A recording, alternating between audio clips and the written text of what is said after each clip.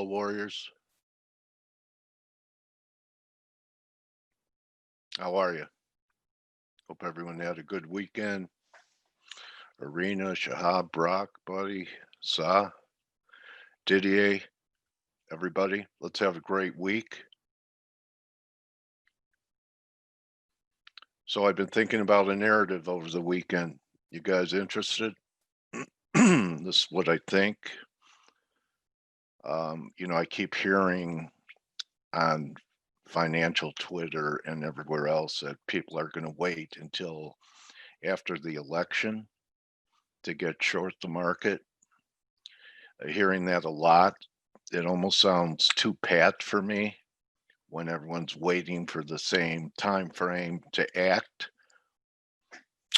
Similar to, about 3 weeks ago when everyone was looking to sell the dollar because the Fed was going to come in and with guns blazing, and actually everything sold off. Metals, dollar rallied, and S&P sold off. So thinking about this, we're approaching the 78.6 level in the S&P. We're not that far away from the same fib retrace in NASDAQ. NASDAQ would be at 12,000, a little over 12,000. So, we're 78.6 comes in at 12,008. So I'm contending that there's going to be a top. We're almost at levels where I'm going to start probing. I can't do it yet because of momentum, right? Still pretty strong getting these 80 readings. I need readings under 70, which, I'm getting on some short term, but this is just, can't see my screen? How about now? Yes? Okay. All right. So as you can see, the S&P is almost there. There you go. 78.6, 35.07. The high today so far has been 35.02. Yeah, that's right. The RSI is confirming. So I can't do anything. I'll have to do a little work. The 15-minute isn't. The 2-hour isn't. So a lot of momentum going into this peak, but I think we're going to get one between here and 35.20. Part of that narrative would be, I can see why people think we're, going to have a new low in the dollar. Look at the 4-hour, that this was just an ABC. And we're headed to new lows. If we head to new lows, it's all wet, and S&P should be able to attend new highs, but it's my contention that we're going to hold between. We've already tested, haven't quite tested the 61.8 level between here and 78.6. I think the dollar will dig in its heels, and that we could have one more of these from here. Also, when that occurs, the preferred short for me, not at this time because we're not there yet, is going to be cable over euro. Euro still has a little stronger structure, as you can see here, compared to the pound, not taking out 70. And also because of my bias in euro pound, I'm looking for buys here sometime this week. Yeah, I like it, but buy time. And the other part of the equation is metals. And as you can see, silver's outperforming gold today. I thought we could make a move towards 26. Maybe not. We'll see if we could get up there. But silver's going to be the preferred short over gold, because I'm thinking there's one more wave in the gold-silver ratio, that this is just correcting. This was the first bounce, and we're going to put in a low here and move to 90. which is going to make silver the preferred short while this is going up. Also, copper, which is making new highs. I think we'll get some type of divergent high in copper as well. I know I have it here. Here it is. So copper on the verge of making new highs without confirmation. Could be a 3 driver coming up. And that's my narrative. That's what I'm looking for. 132 is what a target I've been talking about for a while. 131, 132. So that's my plan. Okay. And I planned it this weekend. I haven't executed any part of this narrative yet. In fact, I think tomorrow might be the day or the next day for, it's interesting in Euro and Dixie, we have inside day. Today's range, we've held Friday's low, which was 93.01. Last night's low, 93.01. So what I'd like to see for tomorrow would be to take this out, maybe trade towards 260 and then reverse. So that's what I'm looking to do this week. Haven't done anything new today or last night. Any questions? And I could be all wet. So really this is dependent upon the dollar not washing out to new lows, but putting in a higher low, okay, above this. Well, what I just said, Shahab, that silver would be the preferred short over gold. I'm not saying gold won't work, but the gold-silver ratio. Yeah, well, I'm not buying it today either. And if you ask me what I had the most conviction on out of all of those, I'd probably say stock indexes.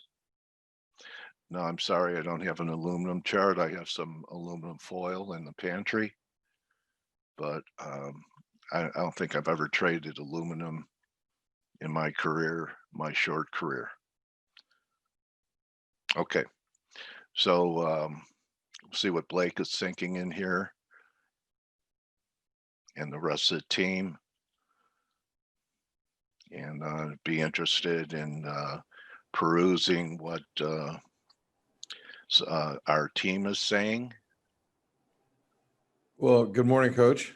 Hi, buddy. It's slow. I mean, when I get up in the morning, usually the first thing that I do after I get the computer up and running, get my coffee, sit down, I start looking at charts and I start updating ForexAnalytix. So when you're looking at those, you're looking at the ForexAnalytix platform. If you click over there where it says live stream to the right. Oh yeah, Dale. I got it. Oh yeah, there you go. Yeah, if you click live stream, usually there's a bunch of updates like you'll see harmonic updates that's from Andre, but you'll usually see basic analysis updates right around this time. Because I'm usually flipping through charts and updating, hey, we just stalled at the 618, or hey, we just hit a trend line, we might bounce here, things like that. Yeah, when I get up in the morning and there's nothing to update, and I was telling the people, all the traders in the chat room, I'm like, I'm kind of at a loss here, and Amanda's like, yeah, there's been no movement, and yes, it is a holiday. It's Columbus Day. Columbus Day. Columbus Day? Yeah. Yeah. Columbus Day, yeah. Columbus Day. It's a bank holiday. The equity markets will be open, but it's going to be slow. And obviously, if the FX is telling us anything about what's going to be happening, it's telling us that it's going to be slow. So I don't know. Hold on really quick. Were you done, or was I just jumping in prematurely? No, I was done. Okay. Yeah. I wasn't sure if you were like, hey, I'm going to go do whatever. I thought you were calling for me and I wasn't really too sure. So yeah. So here I'm I am. okay. Here I am. We're going to look through the charts, but you'd said something. You were looking for a euro sterling long. Yeah. Why? I'm just asking you why. Because I think if there's one more bounce in the dollar, that cable's going to underperform euro. Okay. All right. Well, That's the main reason. I'm asking because I'm short. So, Okay. and if you look at the price action on Friday, obviously the cable was a little stronger on Friday, Yeah. but it's It's Friday. rolling over. Yeah. We had little false breakouts here. This is an important week for, the sterling or for the pound. It's we have European Council meetings Thursday and Friday. Okay. So, there's going to be a push to get some negotiations, kind of buttoned up, ahead of that. And we might see some. We should take out that low, Blake. That low that you have the bottom of the triangle at.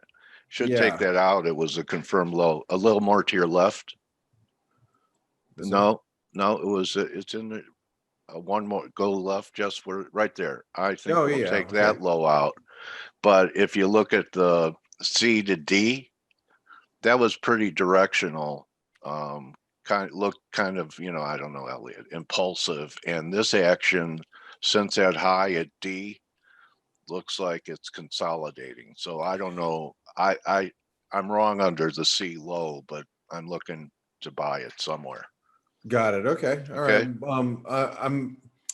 I'm But there could be another 50, 80 pips in it to the downside first.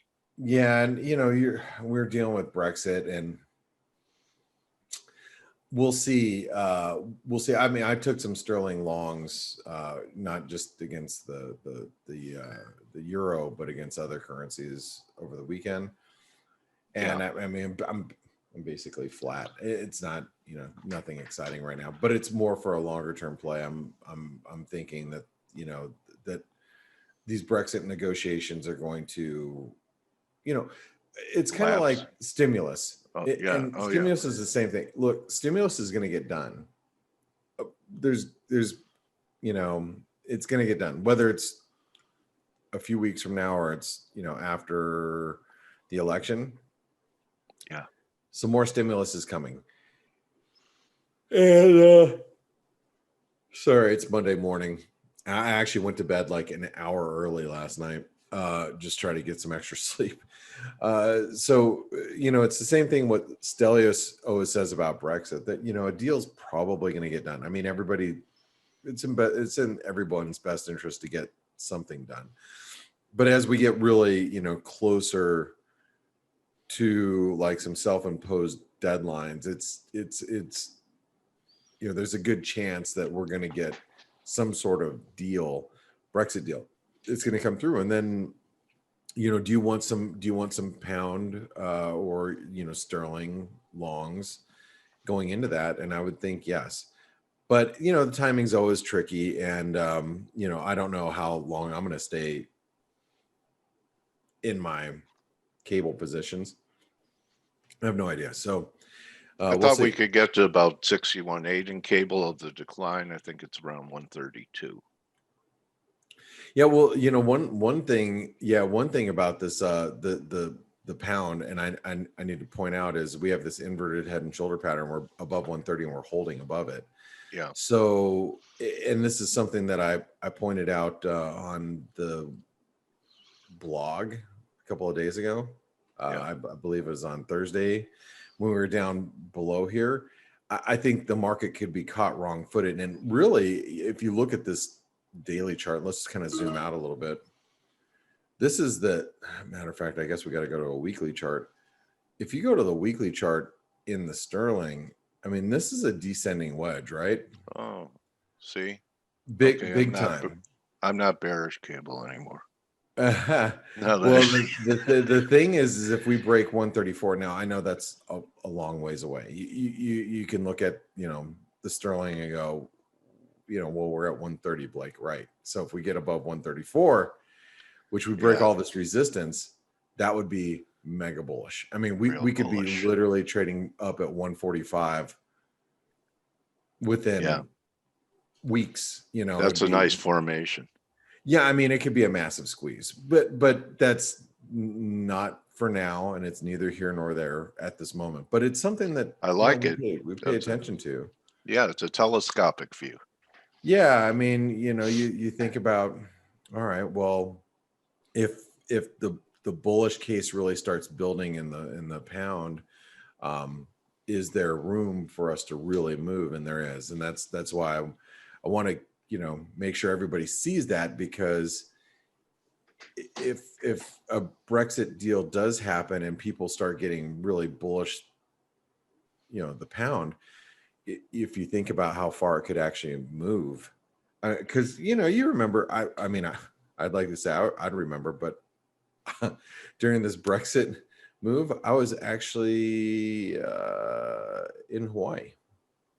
Nice. The night that well, yeah, that sucked. I actually took a flight on the night of Brexit, because I'm like, it ain't happening. So yeah, and by the time I landed, the move was over. So you know, if we unwind some of this, you know, yeah, which we could, and I'm actually talking about over here. It's not there. It's over here. We can unwind some of this and be back in the mid 40s, 140. You know, I want to be around for it. So anyway, I think I've bored you guys enough about the sterling. No, are you kidding me? You know, you showed views that I hadn't seen. You know, that's the beauty of what we do here, Blake, is, you know, even for free, is that we're all providing our views, and, you know, we all see different things, and it's edifying to see, you know, different views, different perspectives. I didn't see that on the weekly, but now I see it. And so it's not boring. It can save people a lot of money by recognizing something they didn't find on their own, and help them make money by learning how to change their mind. Yeah, well, That's not boring. yeah, we'll see. I mean, I'm trying not to make predictions, because especially in situations like this, it's like you know, you don't know what's going to happen. You're not there. None of us are. So you just got to look at the technicals. And like right now, I know that we closed above 130 and we're holding above 130. Yeah. So therefore, I'm long some sterling against a few things. So as long as we stay above 130, why won't I stay long? I mean, you know, Right. I have to put myself in the shoes of somebody who's short right now. Yeah, If I you're wouldn't short, want to be. yeah, you're looking at this going, man, I don't like being short right now, because not only did we break above this 130, but we're holding above it. And you know, the longer we sit up here, the more nervous shorts are going to be, and that keeps me in the, you know, in the power position right now. Yeah, I like where your blue horizontal and trend line intersect up there above where you are. That's a little under 32. Yeah, we start getting up here, and then it starts to get really scary. You'll be gone up there. Short. Yeah, I'll probably be out by then. But you're right. You know me pretty well. But I mean, if you look at like what we can, you know, accomplish here on an inverted head and shoulder pattern, it could take us up towards 132. That would be the target of this move. So anyway, it's just some food for thought. Let's go through the bias chart, and let's go ahead and get all your key levels for today. And I'm going to actually tighten up the levels today, because I'm not expecting a huge amount of volatility. I'm not saying that we can't get it, but that's, you know, not what I'm looking for today.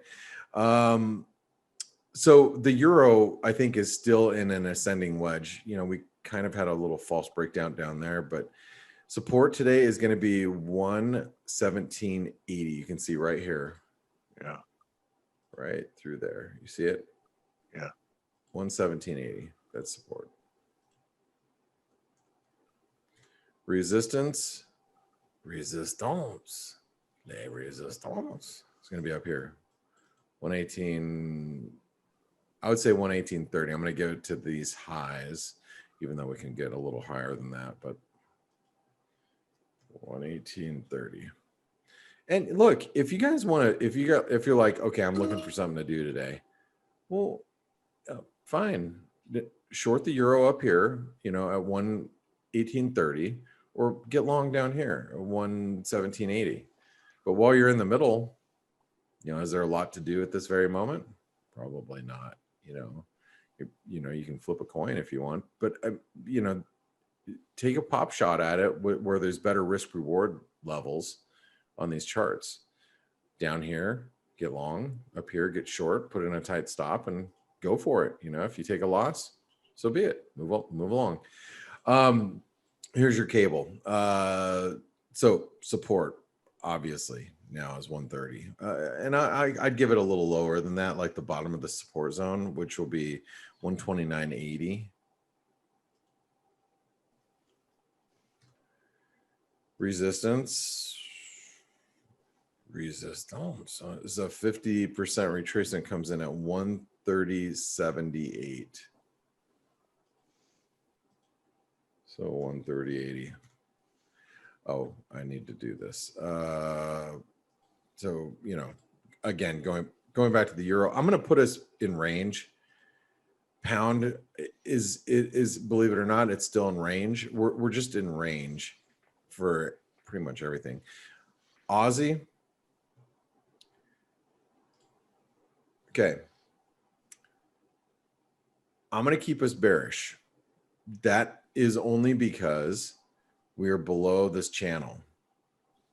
See the pink line here.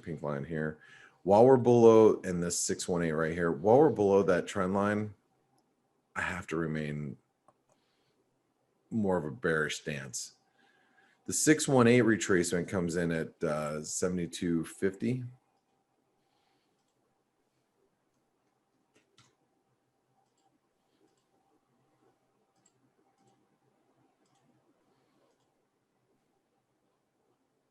Support.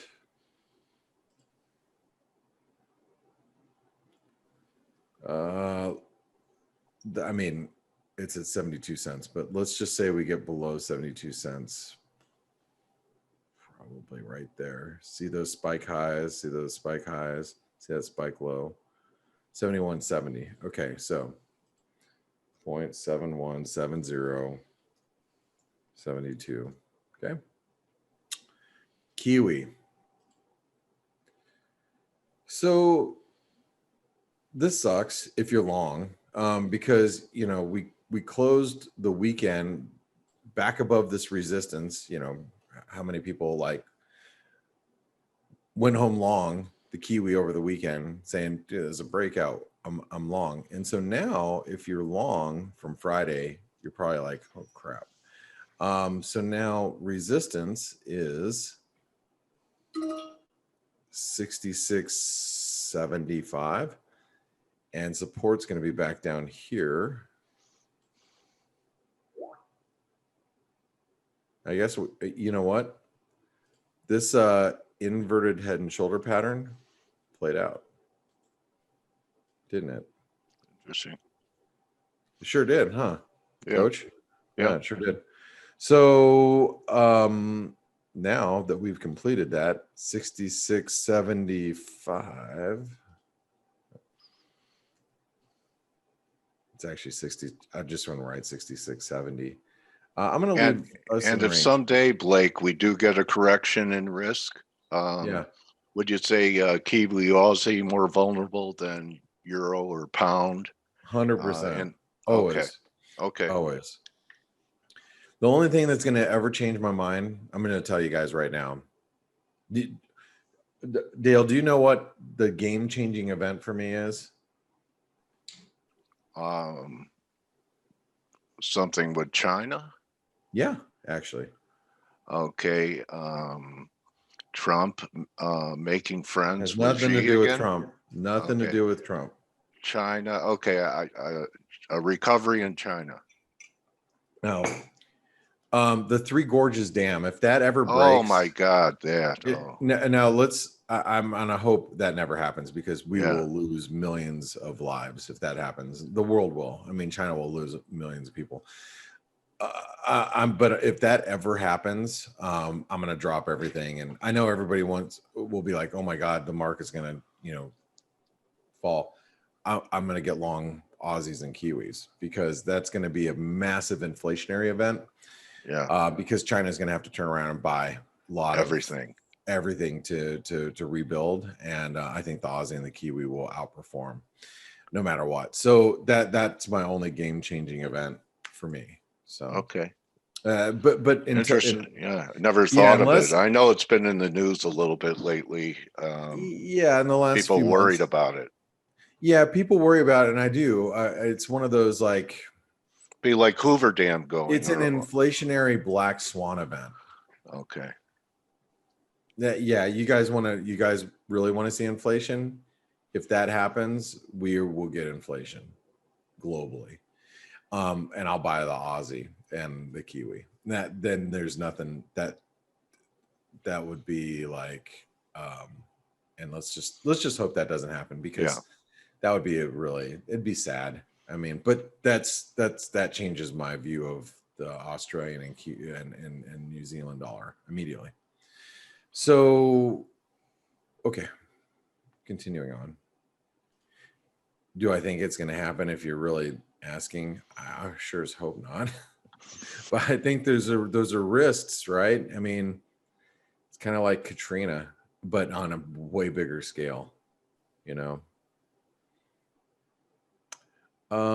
Here's the Canadian, and the dollar Canadian. I traded this really poorly at the end of last week. I gave away way more profits than I wanted to. If you guys don't recall how I traded this, I was long through here, a pretty sizable position, on this inverted head and shoulder pattern. I took some off, when we were near 134. I took some off. I started adding it back here, like down in these levels, around 133. Everything was looking great last Tuesday as we walked away from the negotiations. And then, I was out at my son's soccer practice. Trump wants to get back into the negotiations because obviously stocks were severely hit on Tuesday. So then, fortunately, I sold a little bit of my dollar Canadian position that I had added on. I sold it, and then I got stopped out of the remainder down here. I should have just taken everything off here. If I would have taken everything off when that tweet came out Tuesday night, so been early Wednesday morning for you guys in Europe. If I would have taken just everything off, my week would have been extremely profitable. But instead, it's like, more of spinning my wheels, and it's a shame because I had such a big sizable position for that. But what I'm looking at now is, I'm surprised that the Canadians, as weak as it is trading really heavy, and it's like the exact opposite it was last or 2 weeks ago. Back here, I mean, you couldn't get enough dollar Canadian longs back here. So now it's just like extremely heavy. I would be watching the 131 level. There's got to be stops residing below 131 now. So just, be advised.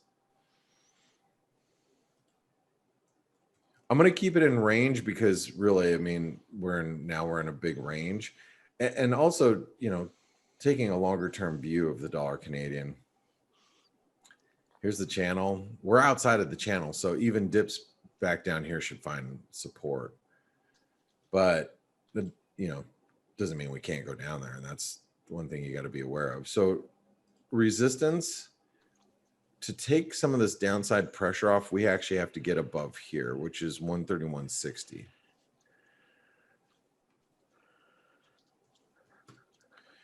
Okay, let's go over to the dollar mex. Dollar mex is trading heavy too.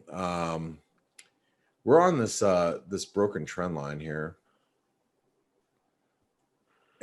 and it depends on how you draw it. I mean, if you're going right through the highs here, we're already back below it. But if you go to some of these other tops through here, right there, right here, I mean, this is support. So I'm going to write down today 2110.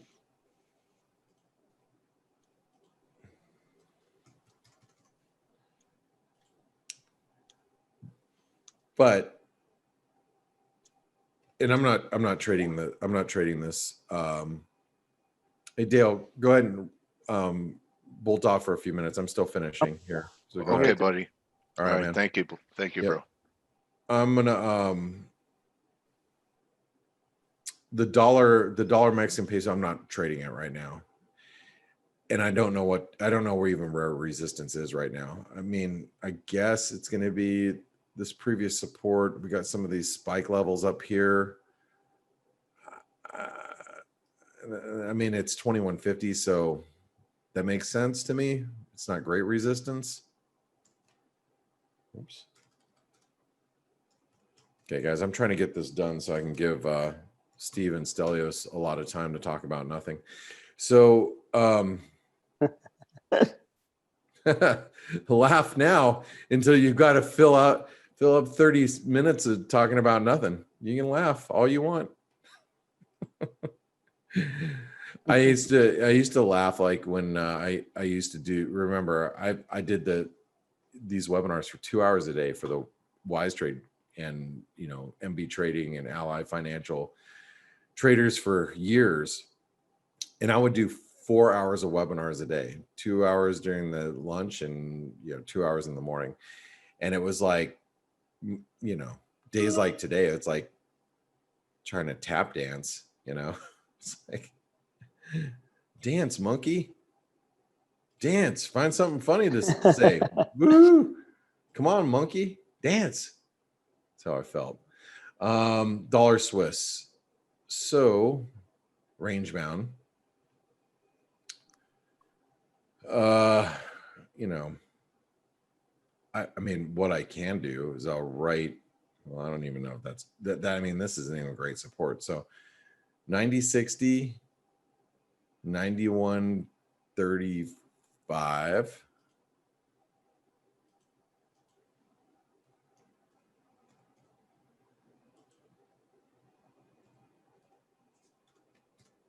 Nothing to do.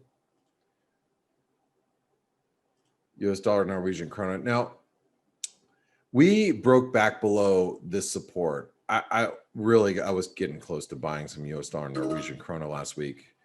But we're at right now the 50% retracement. Further support is going to be down here at 9.02. One thing I got to point out about the US dollar, Norwegian krona is actually it's not holding up bad. But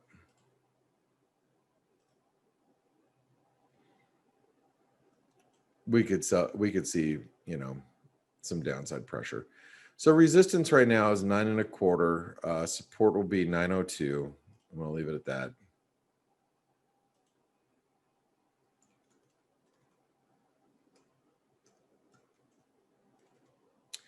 We'll leave it in range.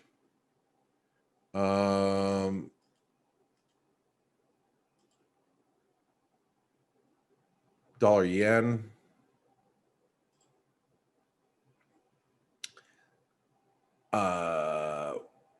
This one, I was long dollar yen on Friday, I think, if I remember correctly. I was long as we were up here, and then it looked like to me, basically, it looked like we're going to break through the support, and I took it off, and I barely lost any money. Actually, matter of fact, I got out of like half of my position while we were in this triangle. So it was a very, very minimal loss. But when we slipped back below this 105.80, that was kind of a warning. Obviously, that what's really going to be key here is going to be this resistance, which is this trend line that comes in at 106.20. And support now and we're still in a range. Support's going to be down here at 105.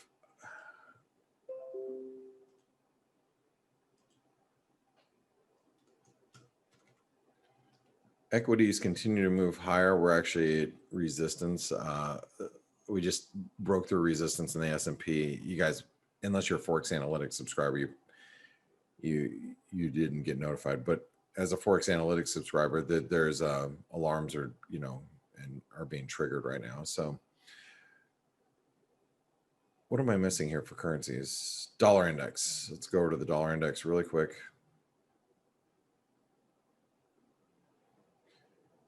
$618 is 92.90. Trend line resistance here.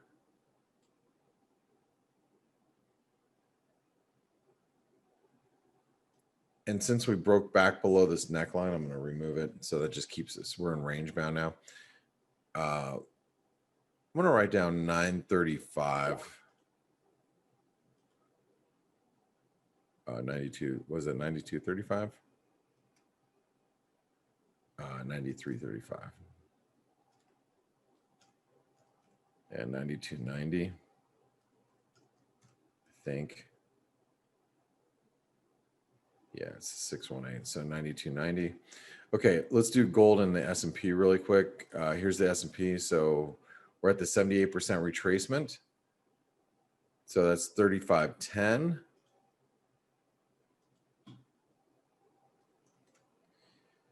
And then support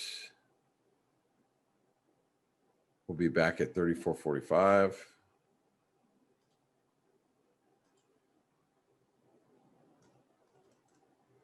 And gold, and guys, remember, it is a holiday in the US today. So if you're like, oh man, it's just so slow, or things are just kind of grinding around, remember, it is a bank holiday. So liquidity is going to be a little poor today. Here's gold. See all this previous support through here.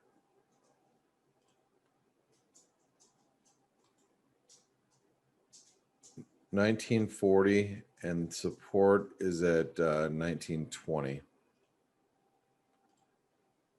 or $19.18, $19.18, $19.40. And look at this. Ranges galore. Isn't that pretty? It's not. For us traders, this is not great, but it is what we're seeing today. So we have to deal with it. All right. Guys. Why are you waking us up? Welcome to the jungle. Huh? You waking up. No, it's, hey, you know what? I'm going to pass it over to you guys. Dance, monkey. Go ahead. Dance. Put a quarter in, man. Yeah, no, seriously, hopefully you guys can, since there's three of you. You're referring to the song, I guess. Yeah, you guys can go have some fun conversations about cars. Whatever. Yeah. Yes, cars. But good luck, everybody. Let's pray for some volatility as we head into this election and into Brexit negotiations. And matter of fact, maybe you guys can start off by talking about that. Huh? Dance, monkey. All right, I'll see you guys later. Thank you. Bye-bye, mate. Bye, guys. Good luck today. Happy Monday, by the way. You too. You too. Okay, so it's been a very quiet morning, like Blake said. We do have a couple of little things to discuss, maybe. The first one is, like Blake said, Brexit.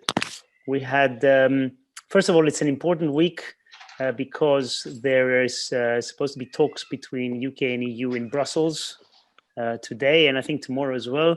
And also, people remember, Boris Johnson, about a week or two ago, said, look, we have until mid-October to make a decision because it takes some time to ratify it, etc. So this is we are theoretically the week. And we've been talking about Brexit for a while now. Hopefully we'll stop talking about it in a few weeks.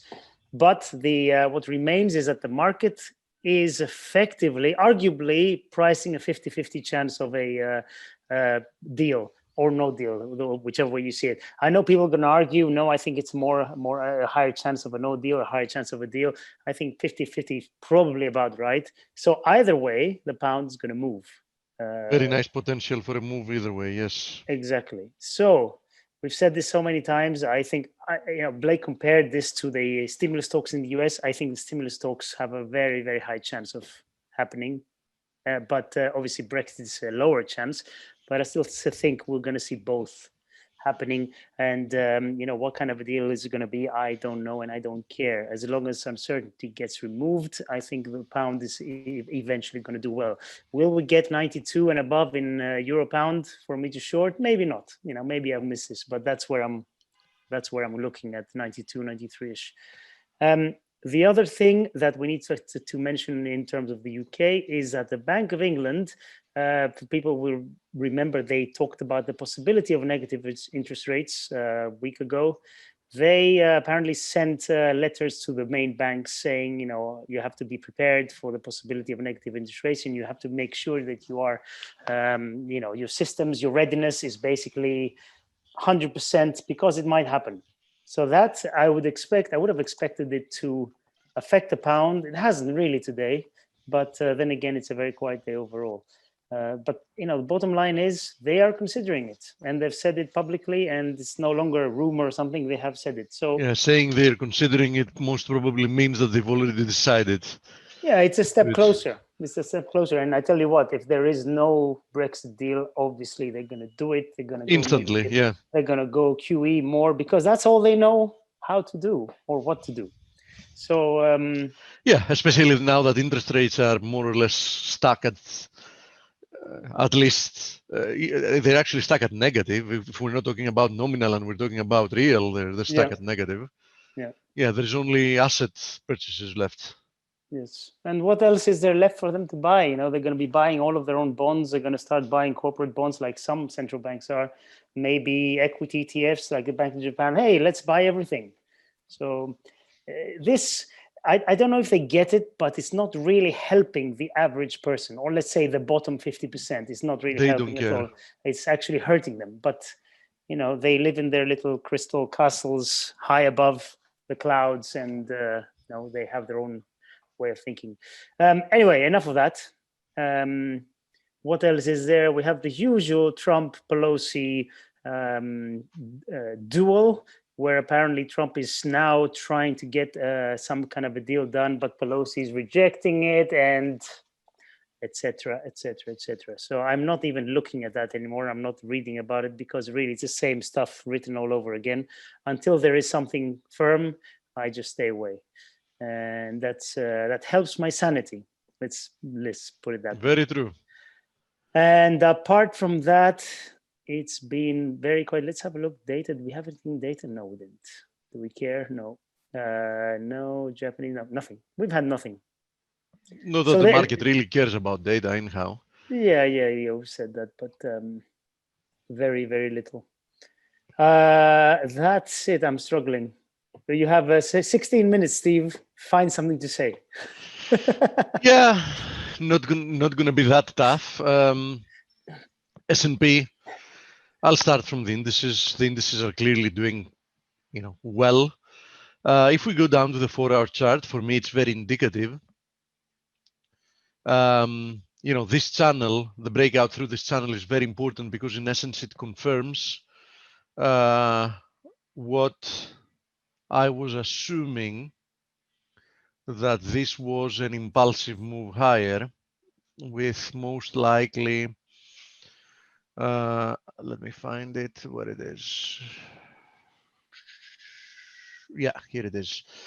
So with what is likely another sequence.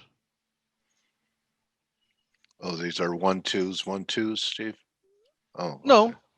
That's a 3, most likely here. You know what I mean? Yeah. So, I think we're headed higher. I think that the market more or less realizes the obvious. There is going to be more stimulus coming one way or the other. We're now 1 month away from elections. I don't know if there's going to be a deal pre-election time, but don't forget that the market doesn't actually care if some of the people that have a need for it will get their stimulus second time or whatever. The market mostly cares about the, huge incoming monetization. We know that the Republicans started from 1 trillion and they're already up closer to 2. I think one way or another we're going to get at least a couple of trillion, and the market realizes that. And 2 trillion or 2 trillion plus is a very, very nice amount to get the market going for a little bit longer. So we've talked about the Fed's balance sheet that's stuck for a few months now at 7 trillion, and that's like just a consolidation. I would expect that consolidation to break out, and I would expect that within the next 3 months, the Fed's balance sheet is going to be closer to 9. I would guess at least like 8.5. And the market knows that, and the market likes that, and the market only trades based on that. We know that. The market doesn't really care if the economy is in rumbles. The market doesn't really care if the debt is exponentially increasing, if deficits are spiraling out of control, if trade balance is just the worst it has ever been, or the second worst it has ever been. The market cares about none of that. The market, for the time being, until it starts caring about the rest, cares about stimulus. So the market has no reason not to keep pushing higher, and I do think there's a very, very good chance that we are going to see new all-time highs rather soon. Now, within that context, we've seen a recovery in the metals, but admittedly, not in part to what we've seen with the indices. So having to do with the metals, I think both of them are at quite an interesting juncture, because you can see that both of them are currently testing. Here is silver and here is gold. So both of them are currently testing trend line resistance from this channel that they've been riding to the upside. So for me, this is decision time for the metals. Do we have one more low to go, or was that it and we've already found the low? I think this channel will tell us all we need to know about it. Nice luck. Now, having to do with natural gas, if you remember, Dale, I was expecting that this was some type of a bull flag that that would break higher. We've already seen two very, very strong days higher, and now guess what? We're testing 290. And my prediction was and remains actually that this time there is a very, very good chance that 290 is not going to hold. In which case, I would expect a big, big squeeze higher. 390. Let's zoom out and I'll. I shouldn't have done that. I would say 325 is the first natural target. Okay. 373. Yeah, 370 to 370 something. Then we have 390. Yes. So these are potential upside targets, but I do think that natural gas has more to go to the upside, and I think that the market is not properly positioned for this, and that should exacerbate whatever move we see. Platinum, palladium, both of them looking quite healthy. Palladium even more so. I think palladium above 2,500 will squeeze even further. Platinum still kind of underperforms other metals, but still I don't see this move lower as anything else than corrective for the time being. So even in the case of platinum, I do think that the general outlook is constructive, more constructive than anything else. Now, I've said my opinion since some time ago. I still see people that believe there is more dollar strength coming. I think the chances are against that. I think that this corrective channel higher has already run its course most likely. We had a clear breakdown on Friday. I mean, not only we broke down, but we actually closed near the lows. And I think that's quite telling. 92.50 is the next area of support. So perhaps the bulls can, try to make a last stand at 92.50. But in all actuality, I don't see any strong reason why that should hold. So until proven otherwise, my dollar bearish bias, remains as was actually. Does 90 action above 94 change it if we should get back above that level? Yeah, I think that 94 is a key level, even if we go back to it. And yes, I totally think that if the bulls want to put a fight and prove that they mean it, you know what I mean? Yeah. They need to manage to take the DXY above 94 once again. As long as we trade below 94, technically speaking, personally, of course, there can always be the case that somebody has tunnel vision or whatever. But I think objectively speaking, I don't see any technical arguments for being long the DXY as long as we stay below 94. So below 94, having a bearish bias, I think makes a lot of sense, the least I could say. Now let me go through some of your questions. What about Boeing? Yeah, let's have a look at the rest, and if we have time, we'll have a look at the Boeing. There are questions actually about some of the exotics. USD, Russian ruble. Listen, I've said since the beginning of the year that I consider being long ruble a very nice long-term position.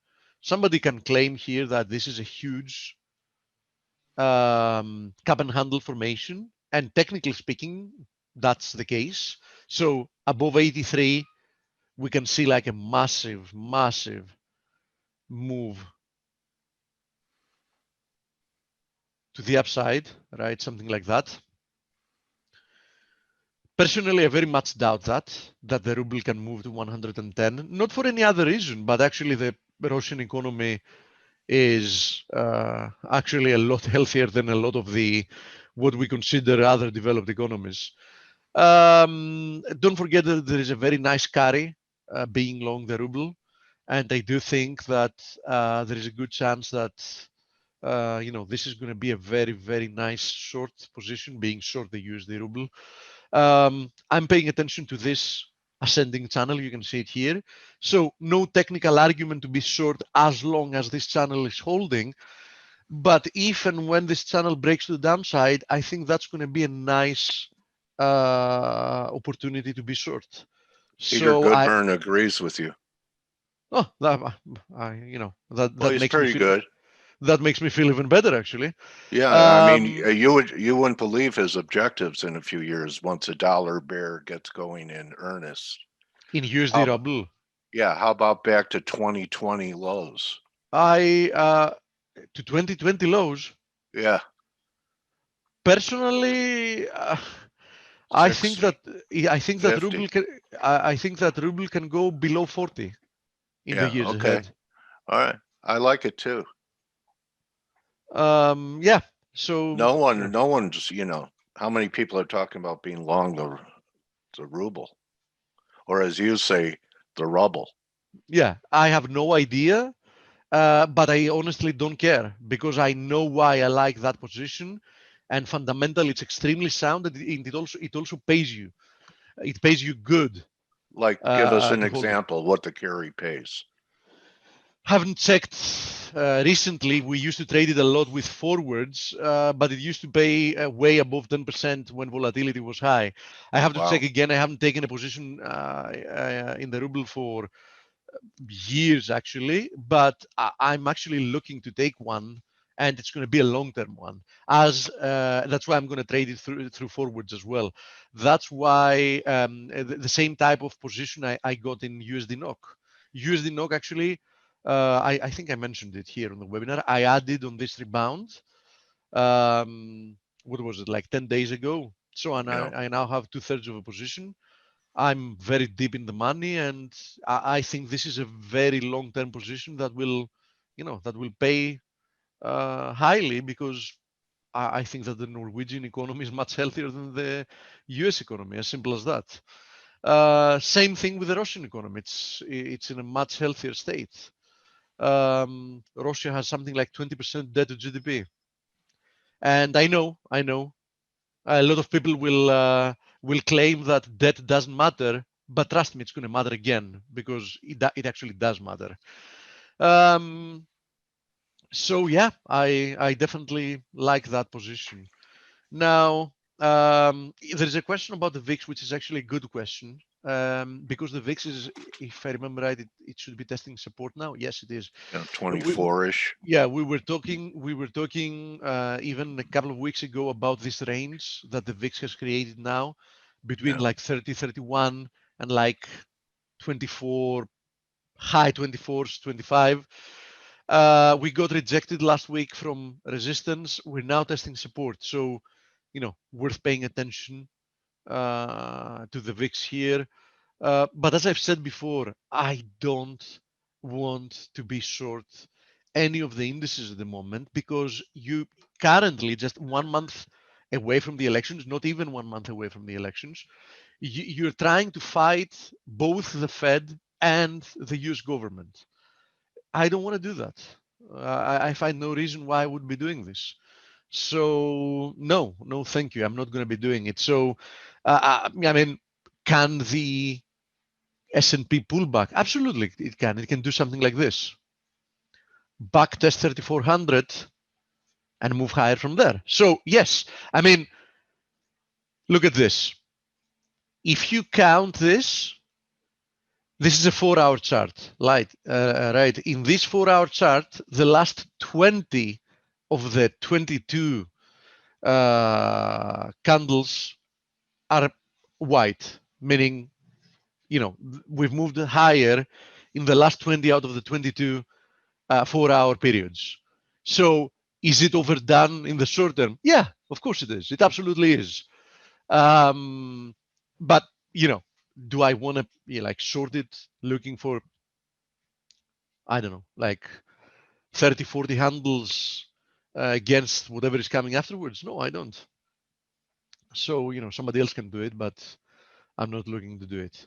In any case, if for some reason we see a pullback, I think that 3,400 to 3,410 is actually going to be a great area of support, and I'm pretty sure that a lot of people are going to step in buying that dip.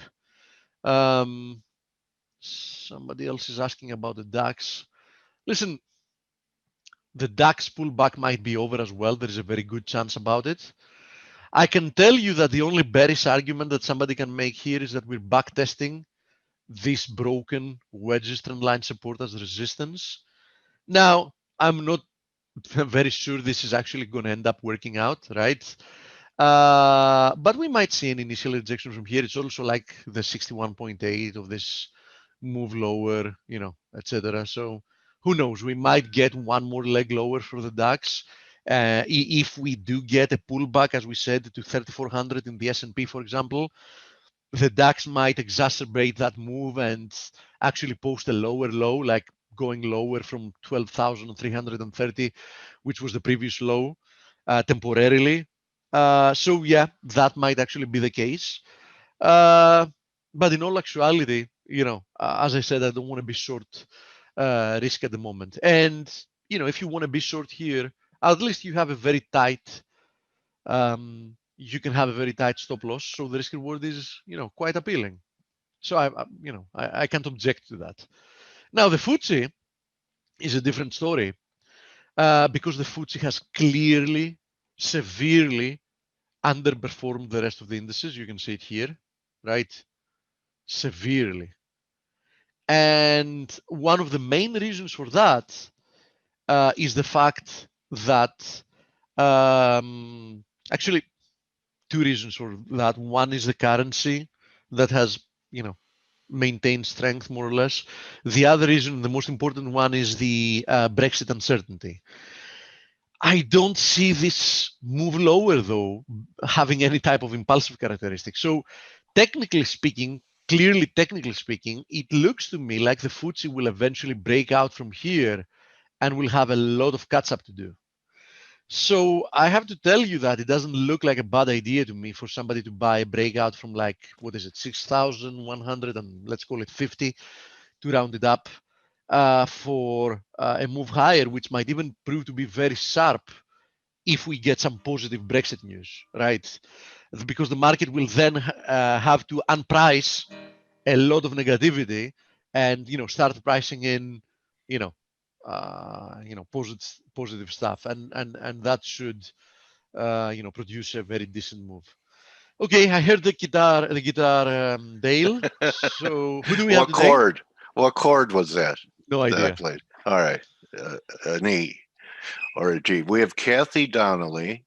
Okay. And we do a lot of things. A lot of our stuff is short term. You do some good long term stuff, but Kathy has written a book that has co-authored a book that has gotten rave reviews from guys like Peter Brandt. Even Schwager commented. I went to her website, and it's What's the called the title? Life Cycle Trade. Okay. And she does a lot with IPOs and talks about the whole, as it says, life cycle of that issue. So should be interesting. And you can't do everything short term. Wealth is built long term, isn't it? Yeah, Usually. if she specializes in IPOs, that means that her specialty during the past few years have made her more or less an expert on Ponzi schemes as well. I'm curious to. All right. Well, all right. We'll address that. So, Kathy, welcome to Face, and there are some U.S. bears around here, so I'm going to get you set up, promote you to panelist, and I'm excited to talk to you. There you are, and welcome to Face, Kathy. Waiting to hear you. Can you hear me? Got you now, Kathy. Welcome. Hi. Thanks for having me. Oh, it's a pleasure to meet you. Thank you so much for taking time out of your day before the open. And were you going to show us anything where you would need to share your screen? I absolutely can. I'm prepared to do so if you'd like me to. Sure. So have you used Zoom before? There's a green box that says share screen on the drop-down menu. There you go. Okay, great. All right. So, all right, Kathy. So, like I was saying in the intro, we do, for us, the life cycle of a trade can be 10 minutes. Long term is a month in highly leveraged currency trading. And, I learned later in life that wealth building is built not just with short-term trading, but you have to have some long-term ideas. And it's great when you're making money in your short-term trading account, but it's great to pull money out of that account and go into something that you could hold for a while that offers growth potential, like the growth stocks. So this isn't exactly my wheelhouse, so I'm looking forward to learning from you. So why don't you just take it away, and I'll interject when I have a question or Okay, great. Well, can you see my screen? Yeah, we have GSX. We have all of those symbols up. Best performing IPOs of 2019 to 2020. Great. Well, yeah, I wanted to share just what some of the top performing IPOs are from 2019 to 2020. And what's really interesting about this is that really these top 10 stocks that I have listed here are actually all IPO'd in 2019. And you can see the gains here range from 800% plus to 242%. And this is from the day one closing price.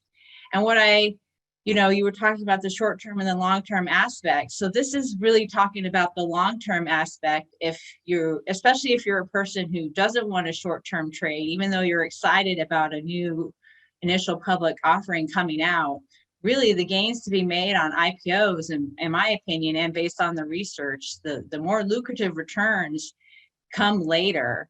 And so these stocks I'm showing here IPO'd in 2019, but they really didn't start their run until later, maybe 6 months to a year later. And so really, even though we ran the data from 2019 to 2020, these are the top stocks from 2019 IPOs. You would think Okay. that's all I'm showing, but I'm not. Does that make Okay. sense? Yeah, and I have a question, and I've always felt that it really wasn't fair to the general investing public that they don't get the allocation before the first day of trading, and the people that get in and get allocated shares on most opening days are offered tremendous gains to sell into the public on day one. Yes. So Yes, what's your view exactly. on how IPOs are allocated by whoever the broker is that's sponsoring the IPO? Well, I agree with you, everything that you just said. And that is actually exactly why when we were running our numbers and calculating the data to find out, how these IPOs really perform, we did it from the day one closing price, because the retail investor, that's usually when they can get into it. They don't have the special agreements, or they can get in on it early, and then we're the Right. ones trying to get in and they're the ones selling, which and that's where we came up with the institutional due diligence phase, and I'll show that in a second. And that's when they're really trying to find out if they want to hold on to it or buy it back after getting that initial purchase beforehand, and then selling to the retail public. Okay, and I'm also interested that I've seen many of them come public with 100% gains, and maybe even going back to things like Twitter and Facebook, and I'm so old I remember Google, and where the IPOs would come out, and then you'd have to live through a period of price depreciation that occurs, and there have been some pretty deep corrections from maybe day 10 or day 3 after the IPO on some of these issues. And how, to me, a lot of what we do is the art of when, the timing. Right.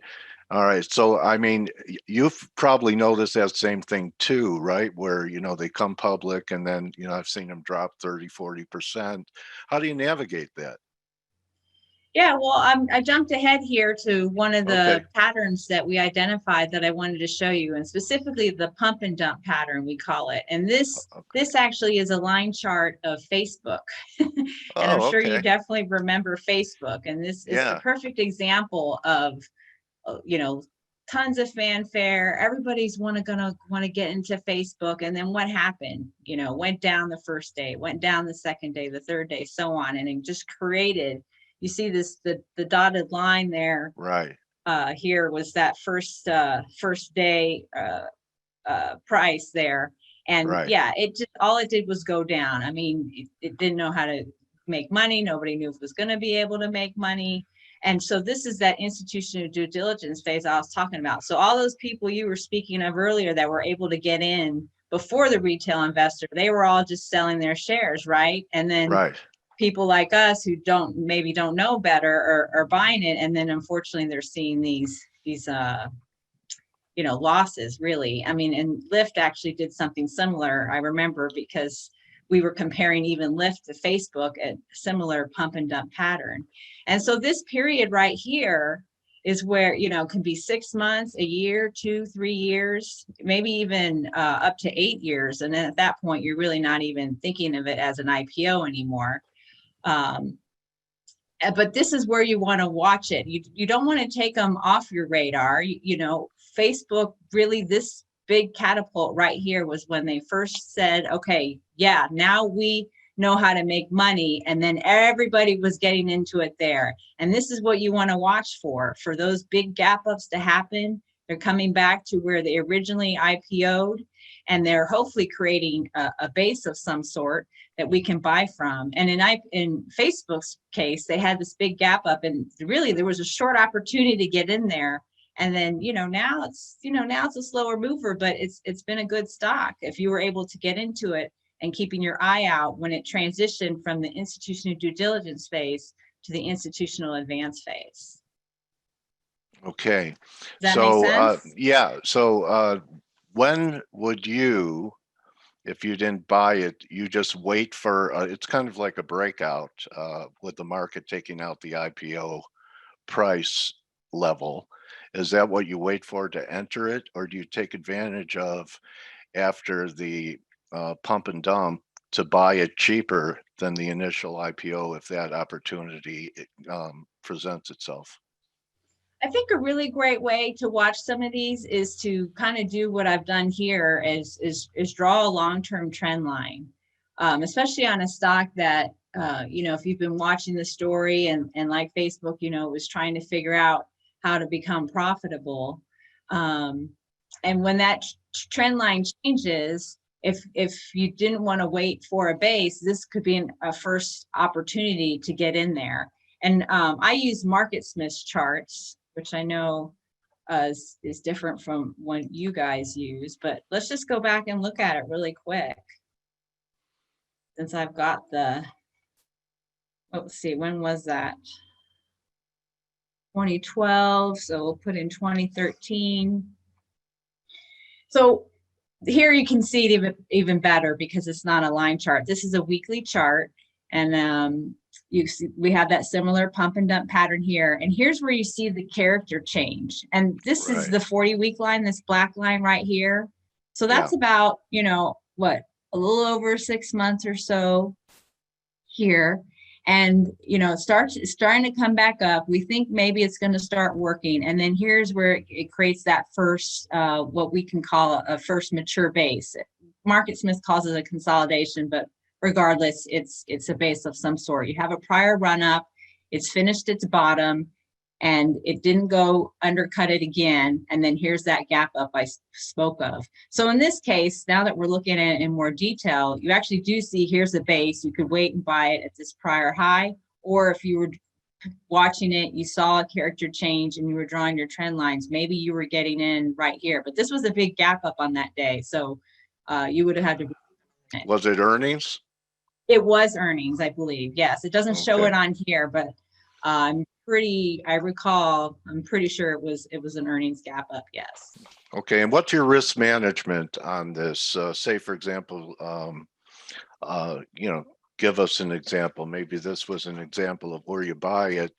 Do you have like a percentage risk factor of, you know, I'll risk 10%, 20% on a position, or is it technical for where you say, you know what, this isn't working, you know, something else is going on that I didn't anticipate, I need to get out of the way? Because, you know, there's nothing wrong with being wrong, but I've experienced there is something wrong with staying wrong. Yeah, exactly. Have you ever noticed it? I mean, we're all wrong, but, you know, if you cut the cord, you know, the difference between pros and amateurs are pros know how to lose, so they have money left to be right with. So how do you manage your risk on positions like this? Well, my pedigree is How to Make Money in Stocks by William O'Neill. So I use IBD. Yes, IBD, Investors Business Daily, absolutely. That's really where I started my growth vesting stock personality. You know, he really helped a lot of people because, you know, part of my work is diagnosing the relative strength of currency pairs against each other and relative weakness, and, you know, knowing that your preferred long should be things with good relative strength and avoid relative weakness. So IBD did a lot to advance the trading community. Yeah, absolutely. So is it still what published? Bill taught, oh, sorry, go ahead. Is it still published? Oh, yeah, yes. Oh, okay, all right. Absolutely. Okay. Yeah, so you learned Bill O'Neill was like a mentor to you. Yes, he was. And when I found his system and it clicked with me, I went to see him at every seminar I could. So now he's retired, so I don't get to hear him speak as often, but I still follow him. His book is still my original stock market investing Bible, I guess you could say. Yeah, one of my contemporaries, Andre, is saying that Snap had a similar price behavior after the IPO, that it went through you know, high price and then a dump before it turned good. Yeah, Snap is a really interesting one to watch, and this is like an older one, right? So 2017. I mean, not that old, but Right. Looks but like yeah, a head this and is one I've shoulders. been. Yeah, this is one I've been watching. So here was that day, week one, and so what we would call this is the turbulence zone. So believe it or not, later it's actually getting close to maybe taking out that original high that it made. Now here was a gap up, looks like it was on earnings, Yeah. but it wasn't sustainable. It undercut its previous, not this low it had already undercut, but this low again. And then, you know, there was some news, I think, that was changing it. But then here we had the bear market, and now it's coming back again. So yeah, this one, and RS line, you know, we're talking about relative strength. Yeah. I mean, it's almost 90. a new highs, at least from here, but yeah, it has pretty potential. powerful. Let me ask you on this, how did people who bought at the IPO survive a drawdown like this, you know, almost 70–80%? And when were you, did you participate in this issue, or are you considering it now that it's almost at that price level? Well, to be honest with you, I have a position in it right now. Okay. You know So what go ahead, Kathy. Well, I was just going to say, I'm trying it here at this is a IBD. Market Smith is calling this a cup with handle base. So I'm trying it in this base. Okay. So I like that it is coming back to all-time highs. You know, it still doesn't really have earnings, which I wish it did, but it does have sales, and there's some news and the TikTok and the back and forth with that. So I think it's interesting.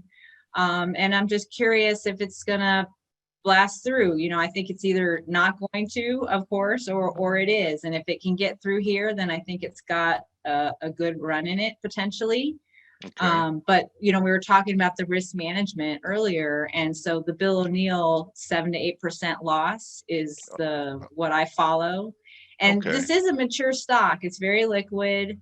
You know, $20 million daily, 50-day average volume times the price. So we've got definitely a lot of liquidity there. So I would treat this a normal position size, which for me would be starting around 12.5%. And then I've got the 7 to 8% stop from my purchase point. Okay, I'm noticing here from the IPO to the low was about 9 months. Is there have you done any kind of back testing or studies on how long after the IPO they go through this phase before they're, you know, is it 3 months, or is just different with every issue? Is there an average amount of time that you find yourself, you like on the opening day, you don't go and you're waiting for that due diligence phase? Is there an average time frame for how long that takes after something goes public? So what we did study is that most will undercut that day one close within 3 weeks.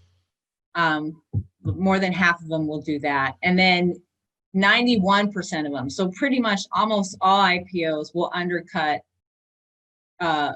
within 2 years. So we do know within a 2-year span, it could still keep going even lower.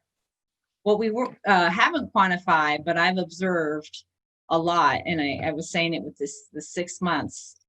Within 6 months, I think is like the earliest it can come out of it. And usually it's right around where you see that 40-week line. And I like to really start paying attention to that. So like at the beginning of this year, and I mentioned this earlier too, I was really looking at, well, what are the IPOs of 2019 that now are setting up for 2020? And when 2021, as we get closer to next year, believe it, 2021, I can't even believe it, right? Yeah. You know, I'm going to be looking at the 2020 IPOs and which ones are going to be setting up. Okay.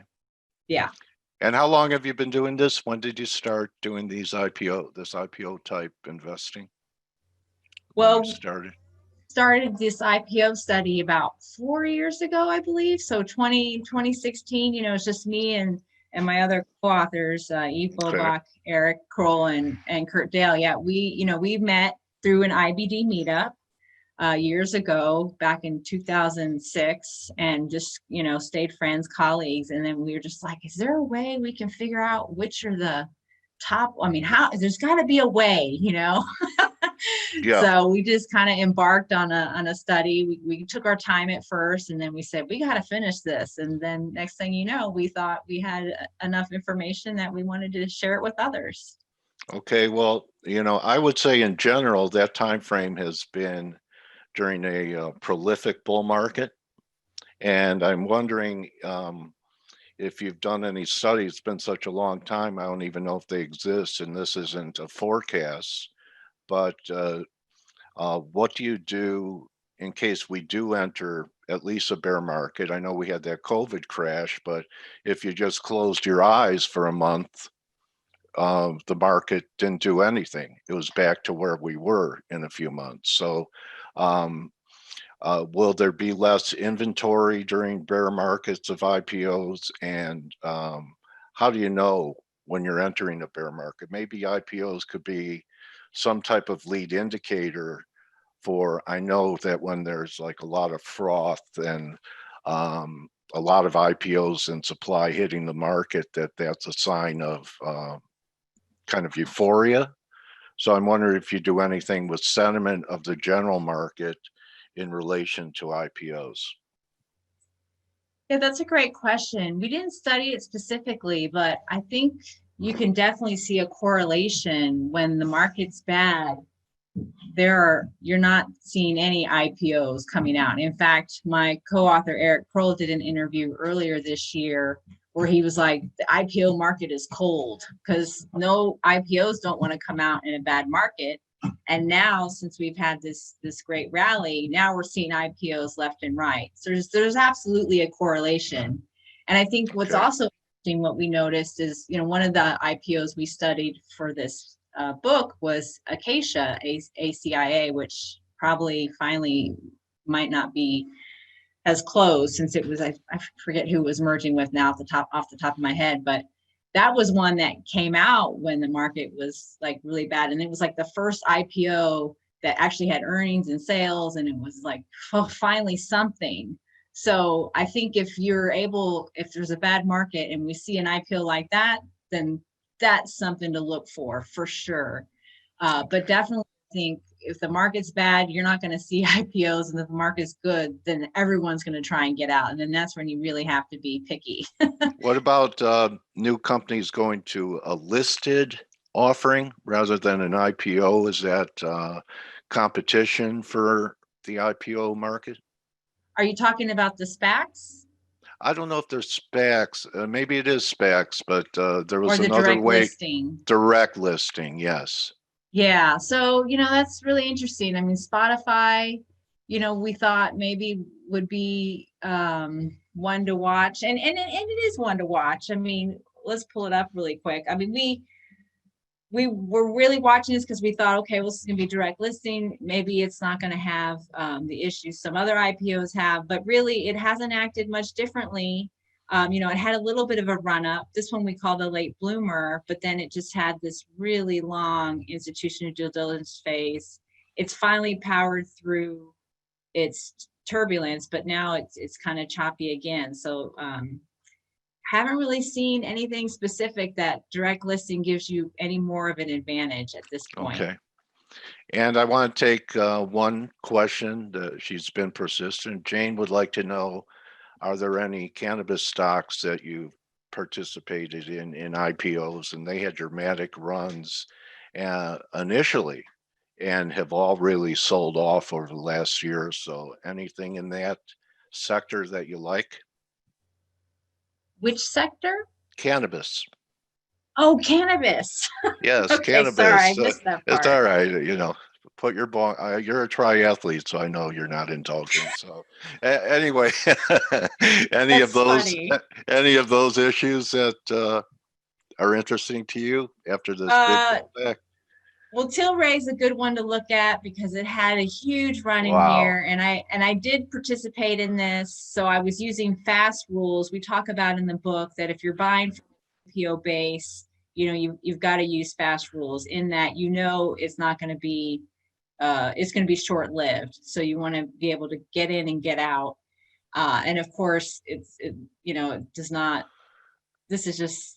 Yeah, people became millionaires on moves like that. So, but I did participate in this. And, when the way I like to play this is, if I'm buying it from the IPO base, and if I'm lucky enough, the stock's lucky enough to have a run like this, usually what I've observed, by the time it breaks this red line, which is the 10-week line, it's pretty much done until it finishes its institutional due diligence phase. So I was definitely selling it somewhere in here. I didn't get this crazy day. This was the day or the week that they even had to stop the trading. I think they were interviewing the CEO, and it was just going crazy that they halted the trading on this week. Yeah. And then you had a few more here volatile days, and then for sure, What a bubble after it broke this line. Pop goes the bubble up there when they halted it. Yeah. Kathy, for people that would have an interest, perhaps you could show your website and how they could get your book and begin absolutely. to learn about this. Because I would love to. So we have a website. It's the Life Cycle Trade. Okay.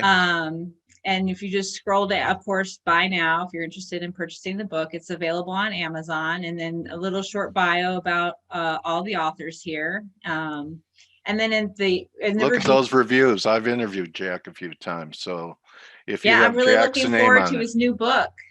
Yeah, maybe you'll be. They're not going to be unknown anymore. That's the unknown market wizards. I told them, but great endorsements, Peter Brandt. So I encourage everyone who wants to diversify from short-term spec trading to this is kind of a little bit on the spec side. It's not traditional to buy things like this, but it's good for people that aren't risk averse to be looking at things that, God, there's been a lot of home run balls out there during this bull market. So may as well go with learning from Kathy. Yeah, is my opinion.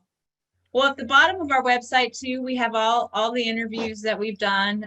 So of course, this one will be included in here as well. So if you're interested in learning more about us and our story, and we've listed some of the stocks that we've talked about, it's all right here. So yeah, thank you so much. It was really great meeting you, Kathy. And, I wish you continued good fortune and your readers and subscribers.